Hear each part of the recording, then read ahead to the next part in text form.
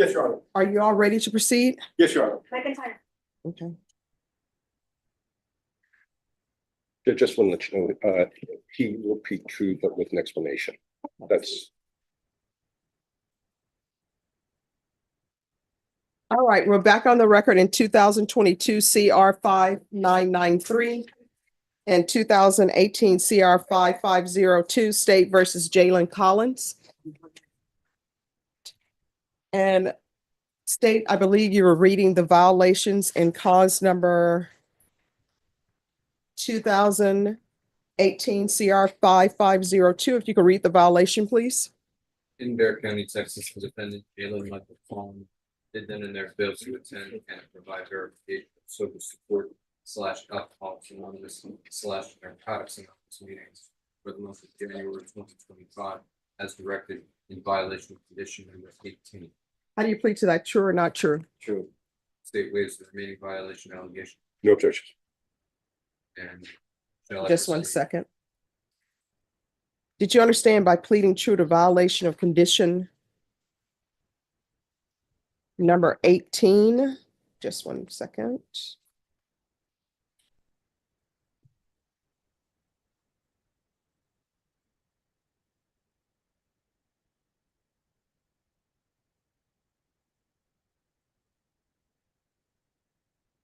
All right, let's go off the record. Was he previously revoked? Judge. Because I show that he's on deferred.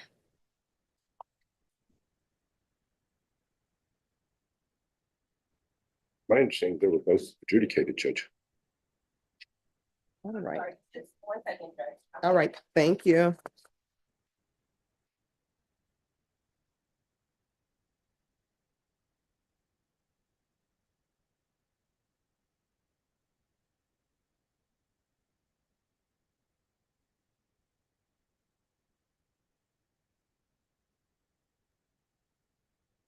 Now I see, Judge, Judge Angelini adjudicated him from deferred on both cases. all right, and did he make his underlying 8 years in each case? Oh, yes, he did. Yes, Judge. All right, we're back on the record. So did you understand by pleading true to violation of condition number 18, the court could find it true, grant the motion, sentence you to 8 years in the prison? Yes, ma'am. Knowing that, do you still wish to plead true to violation of condition number 18? Yes, ma'am. Court will find violation of condition number 18 true. Let's move on to cause number 2022 CR 5998. State, what allegation are you proceeding on? In Bear County, Texas, the defendant Jalen Michael Collins did then and there fail to attend and provide verification of sober support / Alcoholics Anonymous / Narcotics Anonymous meetings for the month of January 2025 as directed in violation of condition number 15. How do you plead to that? True or not true? Judge, on that case, it was 5993, not Oh, 8. I'm so sorry. Just want to make Thank sure that you. it's clear. So it's 2022 CR 5993. All right, to the violation of condition number 15, how do you plead? True or not true? State. Waives the remaining violation allegations, Judge. No objections. All right, did you understand by pleading true to violation of condition number 15, court could find it true, grant the motion, and sentence you up to 8 years in the prison?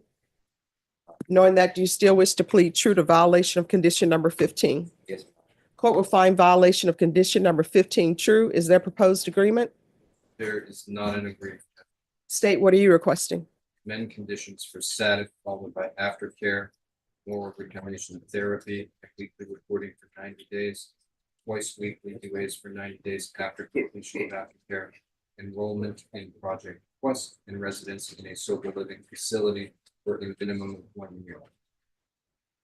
All right, and defense, what are you asking for? Judge, Mr. Collins would like to address the court on a couple of issues, Judge. Sure, can you raise your right hand? Do you solemnly swear or affirm the testimony you give will be the truth and nothing but the truth so help you God? All right, you can lower your hand, state your name for the record. My name is Mikael Collins, and Well, Jalen Well- Mikael Collins. all right. So why are you not doing your sober support meetings? I was doing my sober support meetings, ma'am. Did you provide proof? I did not provide proof, ma'am. I had gotten robbed from my paperwork. I got robbed from my paperwork and my phone. That is also why I wasn't able to do the hotline. I was homeless at the time. these, I, all this was happening when I first got out. And Well, no, I mean, you've been on probation and I gave you deferred. And then there's a motion to revoke your probation. So is this his second motion to revoke or third motion to revoke? Second, Judge. All right, this is your second motion to revoke. And all of it is about you doing drug testing. It doesn't appear to the court that you are appropriate for probation. I was still submitting drug tests for my probation officer after that, and I was passing my drug tests. Is this true? Judge, I don't have any indication. The last drug test we have is March, well, that was a no-show. Last negative was January. Yes.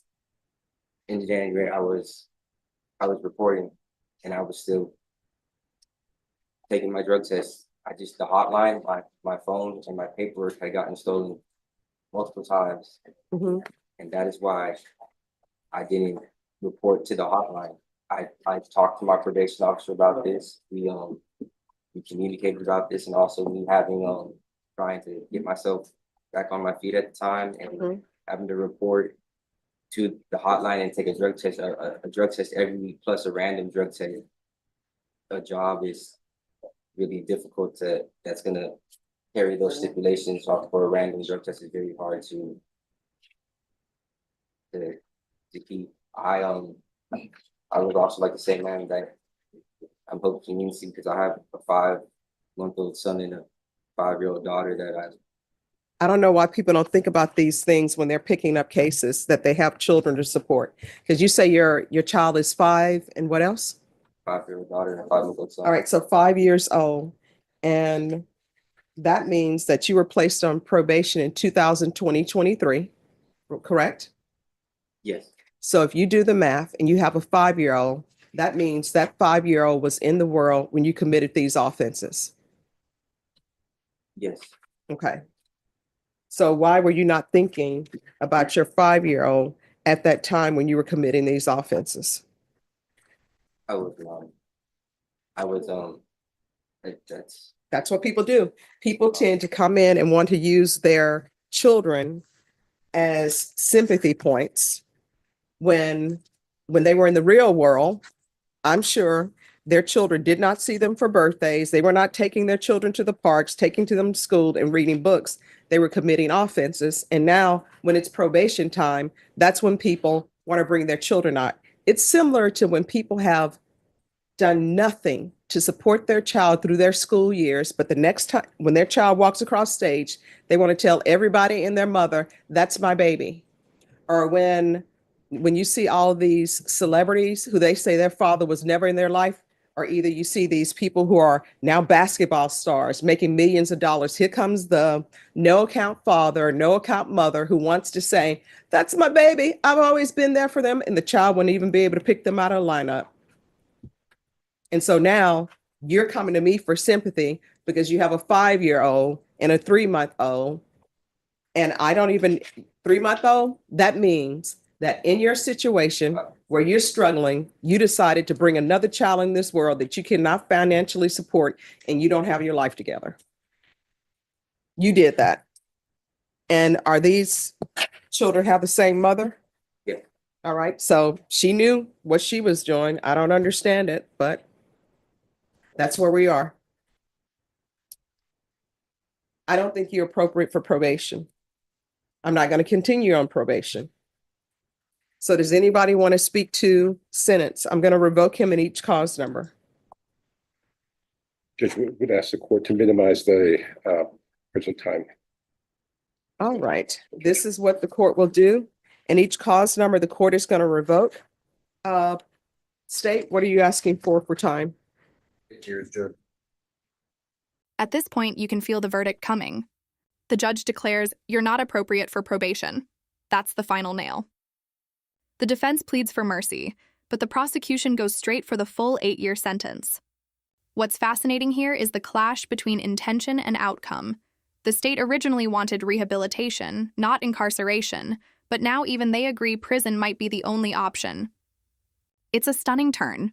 showing how a defendant's choices can transform the tone of an entire hearing. You go from 8 years to wanting him to be continued on probation?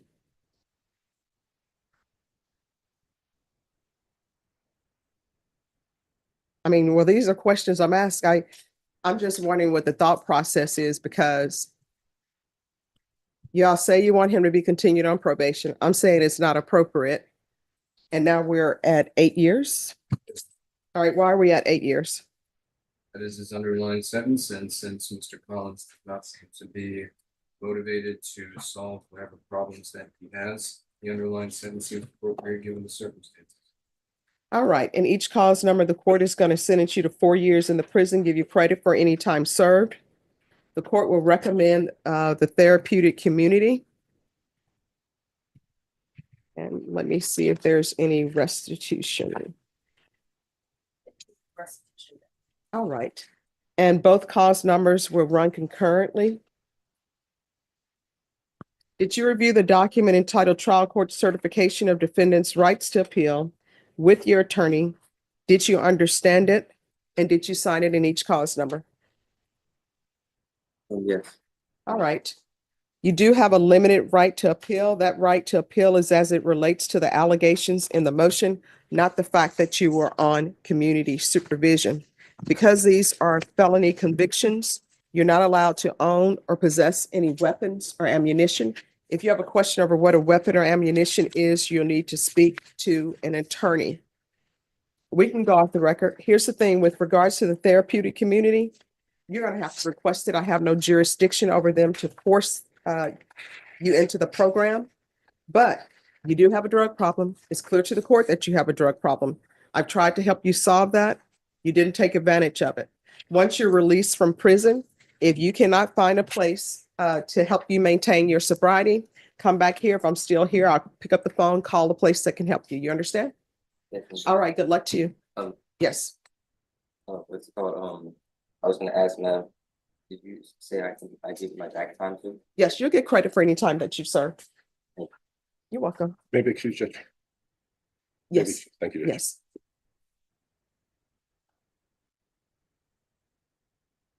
Okay.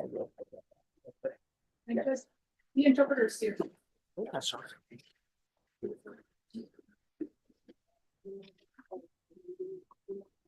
Mhm.